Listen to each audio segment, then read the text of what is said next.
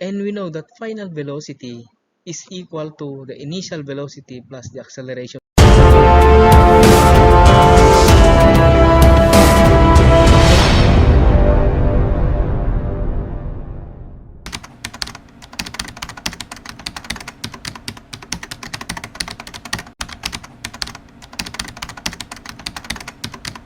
So we will discuss the equations of kinematics for constant acceleration. So there are four equations that is involved in this kinematics for constant acceleration. Okay, to start with, we know that acceleration is equal to the change in velocity with respect to time. Or we can write this as the final velocity minus the initial velocity divided by time. In getting the final velocity, we just have to multiply the acceleration times time and then add the initial velocity so that we can get now our first equation, which is the final velocity is equal to the initial velocity plus acceleration times time. So that is our first equation. In the second equation, it is derived, okay? It is derived from the displacement is equal to the average velocity times time. We know that the average velocity is equal to the initial velocity plus the final velocity divided by 2. That is why we have to substitute this one to the average velocity. Kaya magiging ganito siya. Magiging ganyan. Okay. So, i-write lang natin magiging ganyan siya. And this is now our second equation. The third equation is derived from the second equation and our first equation. In our second equation, we have to find out the final velocity. And we know that final velocity is equal to the initial velocity plus the acceleration times time. Kaya isa-substitute natin itong v0 plus at dito. Okay, so magiging ganito siya. Okay, now, we can also rewrite this as this one. Para sa ganun is mas mapadali yung pag-equate natin. Okay. So, pag in-equate natin yan, pinerform natin yung sa algebra, magiging ganito siya. Ipa-plus mo itong 2v0, yung v0 plus 80 times t. Ipa-plus mo ito dito, magiging ganito siya. Since ito lang naman ang pagkapareho. Okay, now, yung 2v0 plus 80 times t, ito, magka-cancel out ito dito. So, magiging ganito lang siya.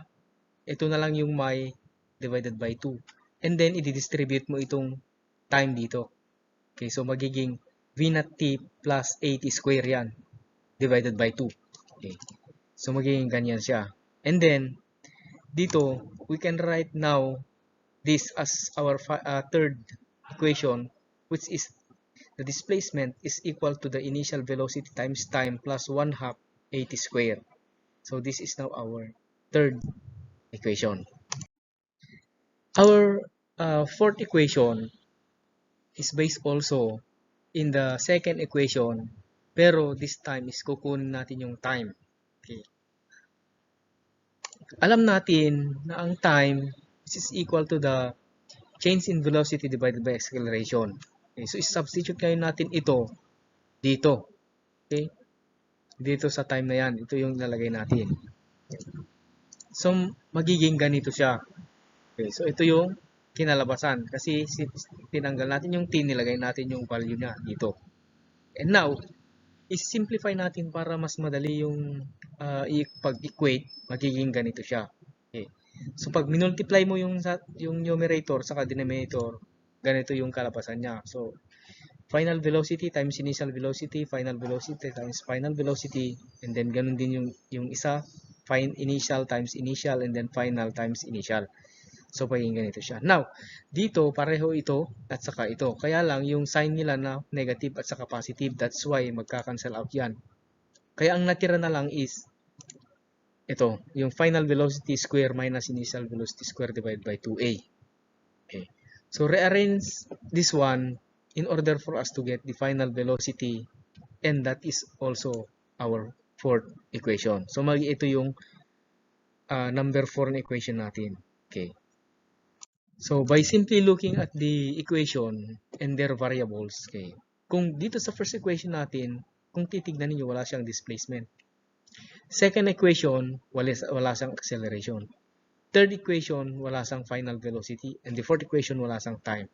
Okay, so dun sa problem na makikita natin mamaya, may evaluate natin yun kung anong equation ang gagamitin natin pag titignan natin yung mga given. Okay, so let us now try to apply this one into sample problems. Okay. So this is the sample problem. An automobile that set the world record for acceleration increased speed from rest to 27 meters per second in 3 seconds. How far ahead the car can travel by a time the final speed was achieved?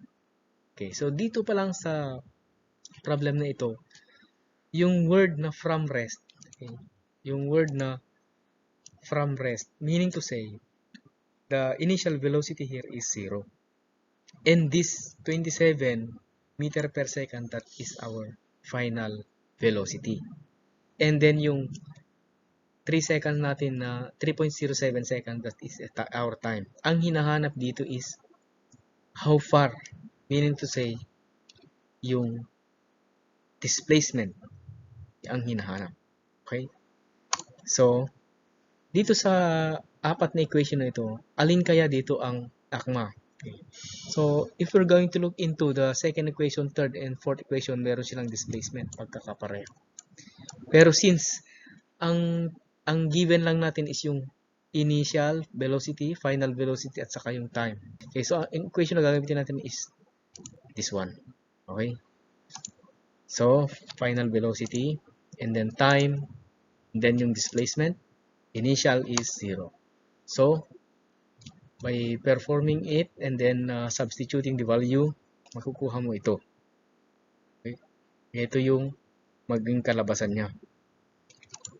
So, ang displacement niya is 41 meters. Next, how about this one? Okay, so kindly try to solve this one. And then, if you got this answer, your solution is correct. Abangan na lang ninyo yung next video kung paano i-solve yung problem nito. Okay? Thank you.